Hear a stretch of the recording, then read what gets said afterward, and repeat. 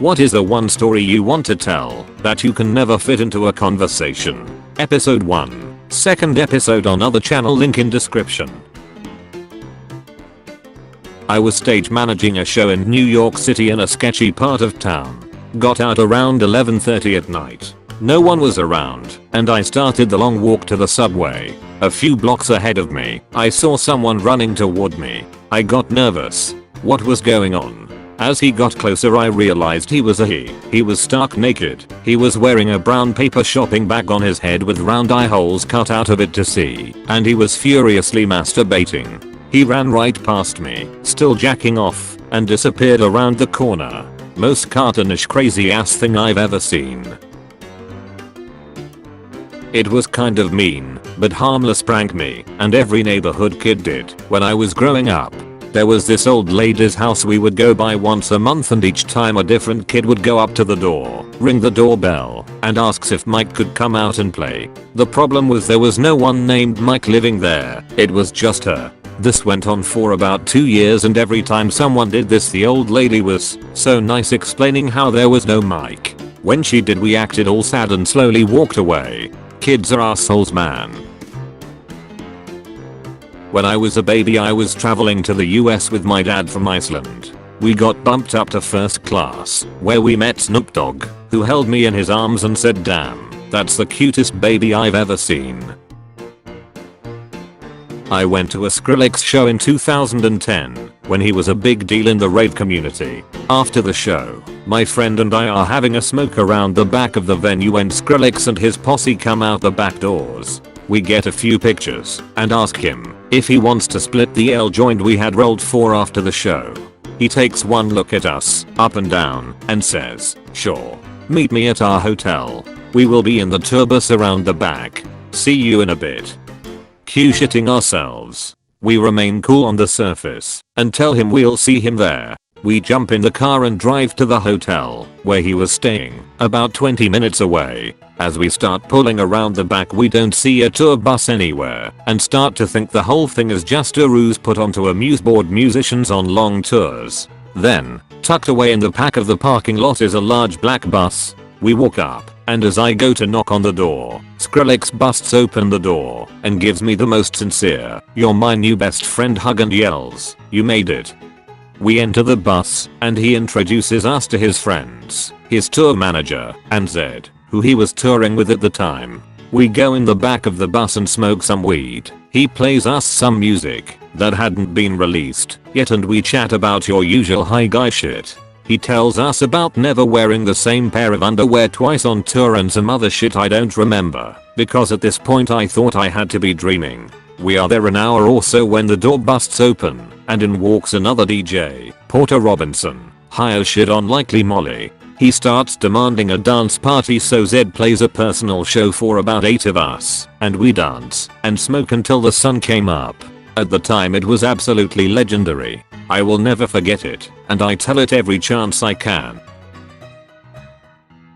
Years ago, when I was still on my teens, I found an older lady that had escaped her care facilities, saying that she was looking for her family. She was too old and couldn't remember much. Broke heart. Long story short, I spent the afternoon talking with her, bought her food, and we went together to a police station so she could get help to get back to the place she escaped from. She cried and thanked me, saying that God sent me as an angel to take care of her. I still think about her sometimes, hoping that she found some solace and I was able to give her some happiness that day.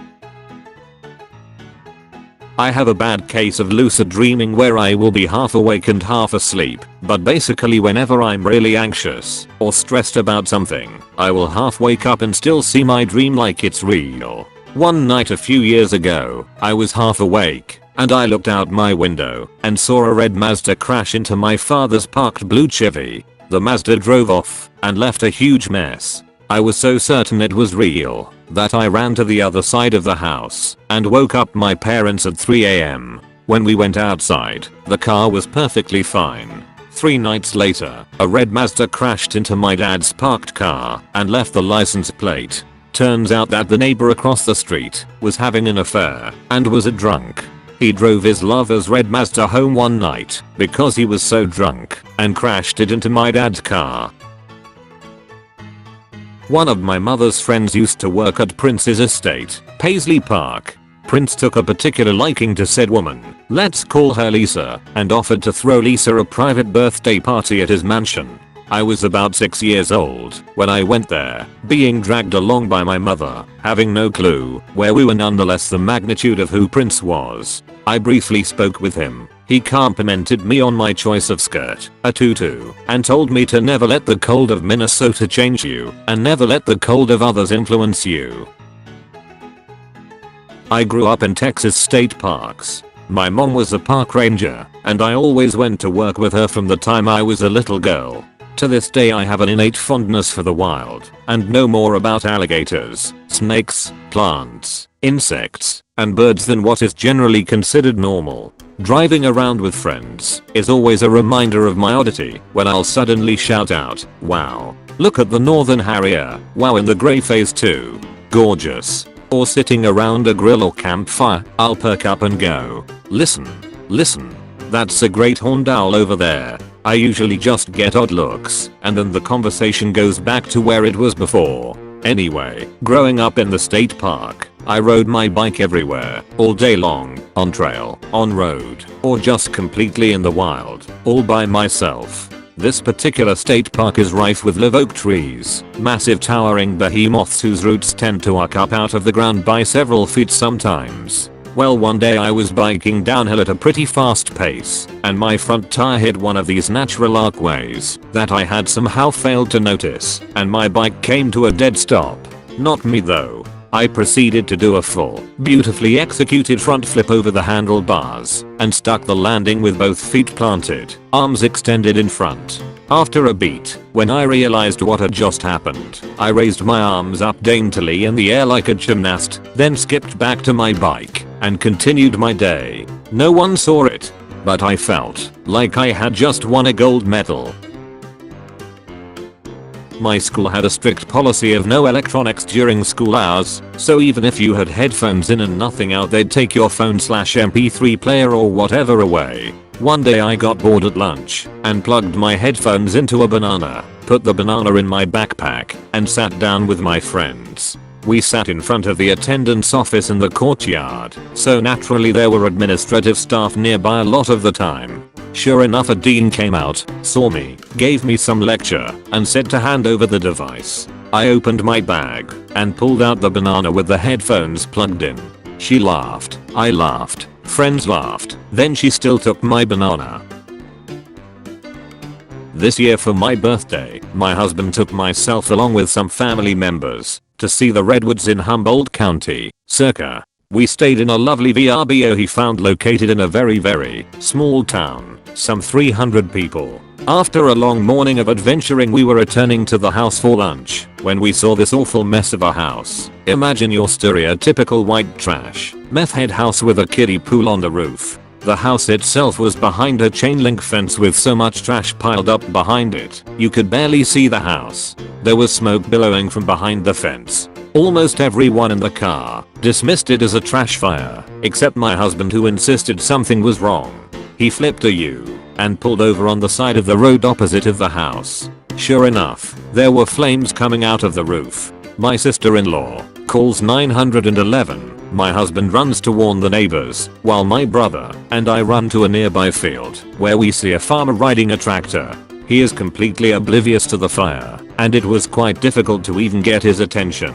We point out there is a fire, to which he responds HM. Sure as we ask if he knows who lives there, he says he doesn't. So from here I begin running around the perimeter of the house, trying to look into the house for anyone trapped and listen for anyone calling for help.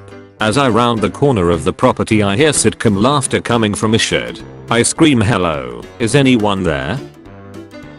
Sure enough, a dazed, drugged up looking man pokes his head out from the shed and simply says, what? I respond, your house is on fire. This time, with a bit more concern, what? I repeat, fire, fire, fire, while pointing frantically. Oh shit. The man then grabs a garden hose and climbs onto the roof of the house. By this point the neighbors have gathered across the street. The man calls for help, and out comes a second, even more dazed looking man.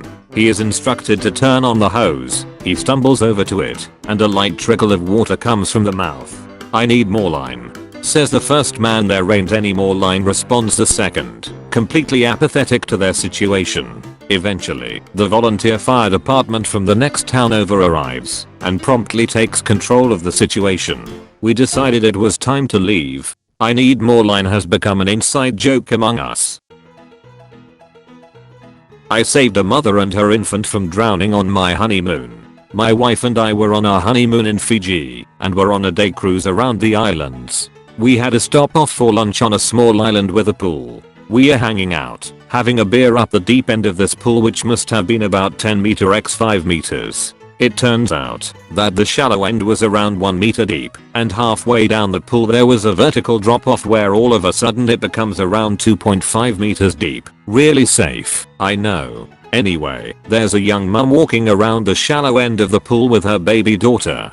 She walks too far up the pool and steps off the edge of this drop off. She just goes straight under and starts panicking, flailing her arms and screaming. The lady she was with freaks out, and I realize neither of them can swim. At that moment, instinct set in.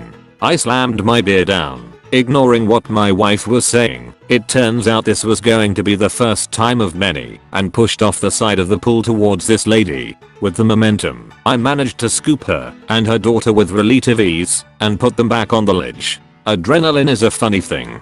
I always look back on that and think of how I took swimming lessons for granted as a kid growing up in Australia, but it definitely all paid off for that one time.